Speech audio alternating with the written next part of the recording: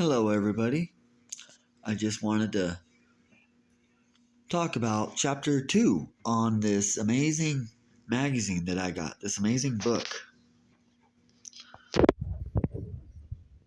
I talked about a tiny bit in the first video, but this one, I want to talk about chapter 2 just for a moment.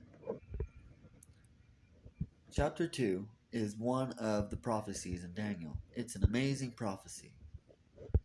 It talks about how Nebuchadnezzar had a dream, but he woke up and he forgot the dream. And so he went and asked his smart people, his astrologers and magicians, his royal council. He asked them to help him out because he forgot the dream. But what did we find out? They could not interpret the dream. They had no idea because no king has ever asked him such a thing. I talked about this a little bit on Quora.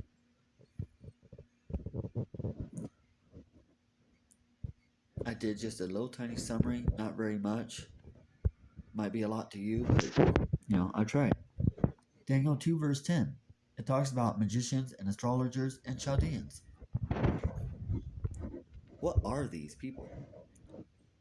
A sorcerer, witchcraft, horoscopes, magicians, astrologers. Sorry about the blurred image. But it says right here, practice, enchantment, conjurer, astrologer. A lot of people don't know the definitions of these, but just Google it. This is how easy it is to Google certain things that you might need help on. So that is who the king went to go ask to interpret his dream, to show him the dream that he forgot.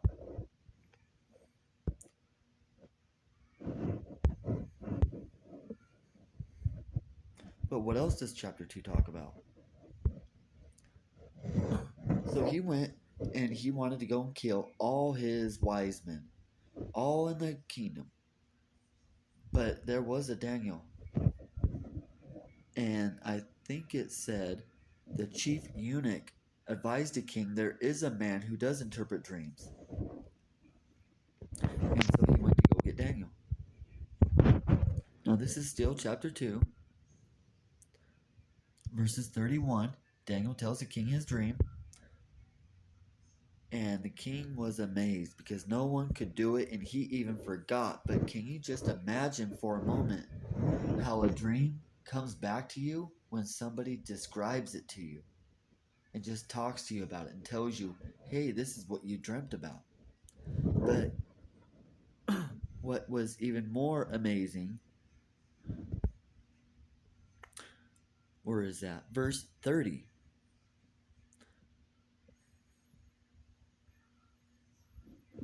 No, it was not verse 30.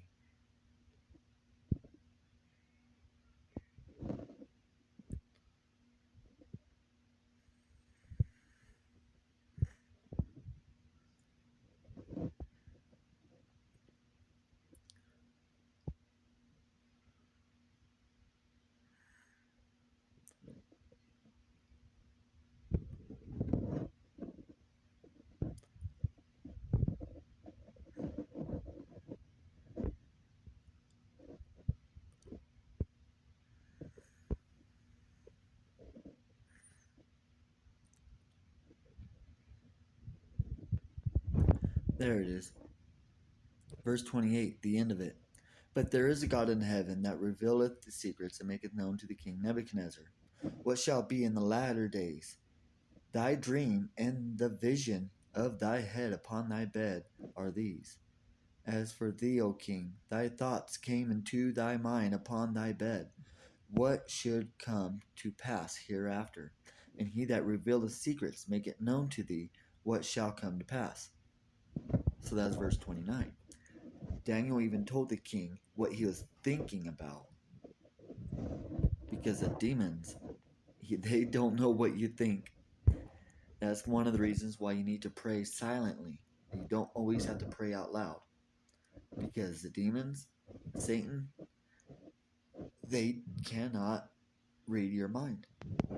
They can read your facial expressions, but that's like about it. But in verse 36 and so forth, you got to look at these highlights. You got to break it down. You got to understand what is being said. Because in this dream, the end of verse 38, thou art this head of gold. So Nebuchadnezzar, Babylon, starts this first kingdom of the dream. And then there's another kingdom inferior to thee, and another third kingdom of brass, which shall bear rule all over the earth. Verse 40, and the fourth kingdom shall be as strong as iron, for as much as iron breaks into pieces and subdueth all things. And as iron that breaketh all these, shall it break into pieces and bruise. And then it goes into the verse 41. And whereas thou sawest the feet and toes, part of potter's clay and part of iron, the kingdom shall be divided. So he's saying that this fourth kingdom will be divided. And the end of verse 43. But they shall not cleave together.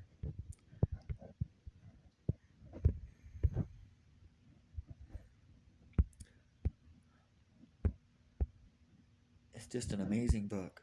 You need to go and get this book. Or just investigate. You have to investigate. Here in the white part, it talks about it. Nebuchadnezzar was shown the political future of the world. The head of gold is a fitting symbol for Babylon's incomparable luxury and magnificence. Babylon was followed by the nations of Medo-Persia, Greece, and Rome, which eventually separated into nations of Europe.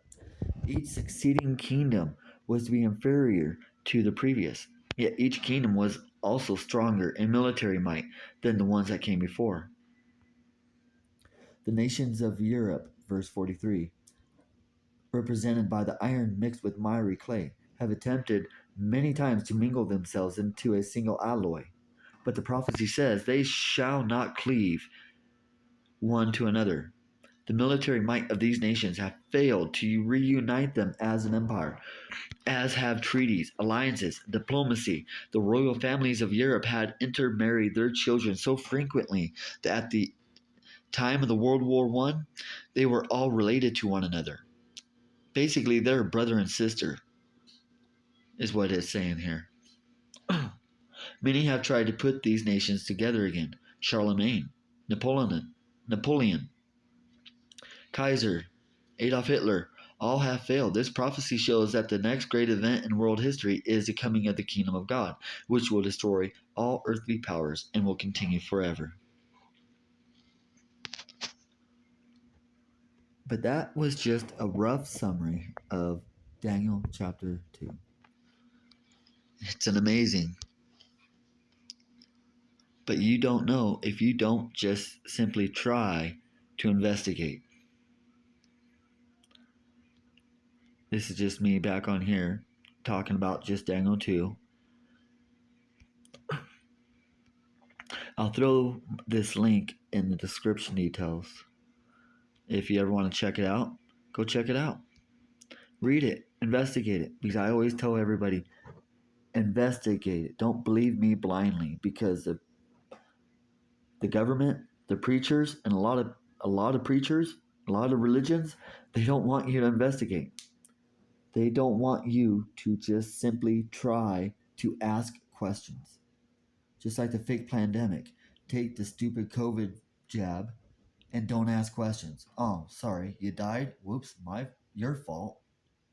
You know, anyways, check it out. See what happens.